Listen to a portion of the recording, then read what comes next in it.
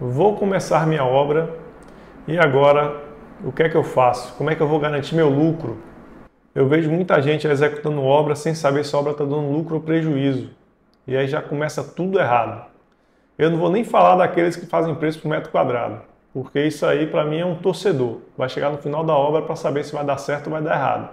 Porque não tem parâmetros para acompanhar e o preço por metro quadrado pode mudar muito de um tipo de obra para outro, de uma estrutura arquitetônica para outra. Então, obra por metro quadrado é estimativa.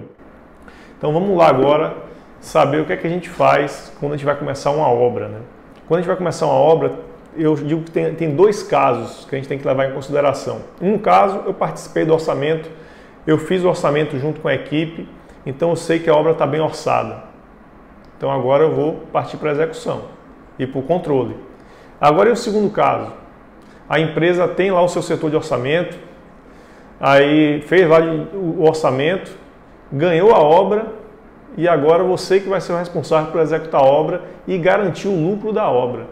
Ou seja, né, jogaram um dardo tranquilizante no leão e agora o leão está acordando em sua mão. Aí tem dois problemas que podem acontecer. Né? Dois não, três. Três situações podem acontecer. E para você saber essas três situações, você tem que, primeiramente, estudar a sua obra antes de começar. Você tem que estudar seus projetos, com certeza vai ter que estudar, dominar os seus projetos, ir no local da obra, ver onde é que vai ser executado, entender toda a logística, todo o funcionamento da obra, né? Já imaginar ela sendo executada. Então você vai ter que estudar toda a parte dos documentos técnicos, visitar a sua obra e depois você tem que pegar a sua planilha orçamentária, que teve como base para ganhar aquela obra, licitação, obra particular, o que seja, né? Obra própria também, tem que ter um orçamento.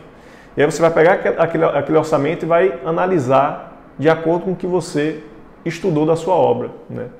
E aí quando você começar a analisar, você pode começar até pela uma curva ABC, né? Quais são os principais serviços para ver se está realmente condizente com a realidade. Eu vou analisar a quantidade dos principais itens, vou ver preço unitário, vou fazer cotações aqui no mercado. Se eu tiver alguém para me auxiliar nessa uma obra grande, pedir um apoio de um estagiário, um assistente para poder me ajudar a fazer essa reorçamentação, né? De acordo com a minha realidade e execução da obra.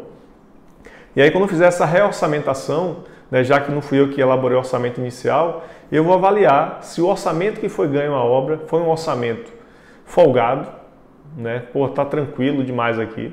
Foi um orçamento exequível, né? Não está folgado nem apertado, está justo. Eu vou ter que aqui realmente trabalhar bem. E pode estar um orçamento furado, inexequível, né? Aquele orçamento sonhador. No final da obra eu vou virar e vou fazer dar certo. Esse que é o preocupante. Por quê? Porque se você não fizer essa análise prévia, você vai chegar na sua obra, vai começar a executar a sua obra e começar a ver furos. Orçamento furado, se a empresa te chamar para uma reunião, o que é que está acontecendo? Às vezes você não vai nem saber dizer o que é que está acontecendo, aí vai ter que começar a justificar que o orçamento está errado, só que a obra já está rodando e aí não consegue mais parar, não consegue mais ajustar o rumo, o prejuízo já está surgindo e aí você acaba com uma bomba explodindo no seu colo, né? E você pode até passar como um mau profissional por ter uma obra dando prejuízo. E o diretor não quer nem saber, muitas vezes o diretor da empresa não é nem engenheiro, ele é um investidor, ele é um administrador, então ele não quer nem saber, você tem que dar seu jeito, né? Então, com a obra rodando, ficou difícil agora você fazer qualquer coisa. Então, esse trabalho prévio, né, o que é que eu faço quando a obra começar? É fazer a reorçamentação, né, fazer a análise dos custos, e se por acaso você vê que está um orçamento inexequível, então leve de forma embasada, consistente para a sua diretoria, para o dono da empresa, quem for, né, hierarquicamente acima de você, e apresente o que você está vendo de errado, de furo. Por quê? Porque você tem uma chance vamos dizer assim, bolar uma estratégia para poder mudar o rumo, né, e tentar diminuir o prejuízo, até tirar o prejuízo. É uma possibilidade, né? Ou até a empresa desistir, até às vezes já vi empresas pararem a obra, nem começar a obra porque caiu na real que realmente era um baita problema aquela obra, é uma baita furada, né?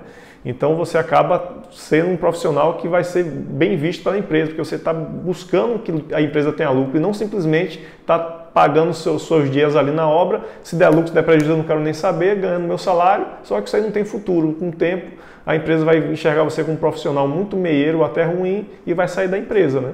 Então, depois de ter feito essa reorçamentação, o orçamento foi aprovado pela diretoria, você viu que dá para executar, então é partir para o abraço agora. Vamos trabalhar, vamos fazer a obra, vamos buscar sempre estar de olho no orçamento base e no que está sendo gasto na obra, fazer um controle de custo minimamente satisfatório para poder eu ver se eu estou ficando dentro do que foi previsto e conseguir garantir que tenha meu lucro no final, né?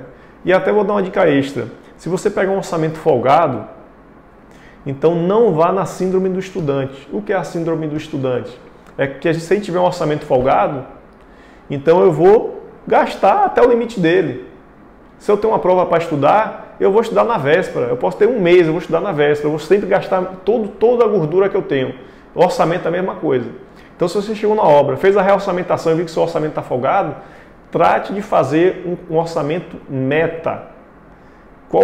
Tem um orçamento que foi vendido para o cliente, né, que foi aprovado pela empresa, e você vai fazer o seu orçamento meta, né, aquele que você vai conseguir economizar ainda mais. Por que isso é importante? Porque você vai ser muito bem visto na empresa, e se for uma empresa que trabalha com participação no lucro, né, com remuneração em cima do seu resultado, você vai também ter uma remuneração extra aí por ter economizado naquela obra. E aí aquela planilha meta, né, que foi enxugando o que estava folgado no orçamento original, é o que você vai passar para a sua equipe e que você vai considerar como linha de base para poder tocar sua obra e acompanhar, para no final você ter seu lucro e ainda mais maximizado, né, com essa estratégia.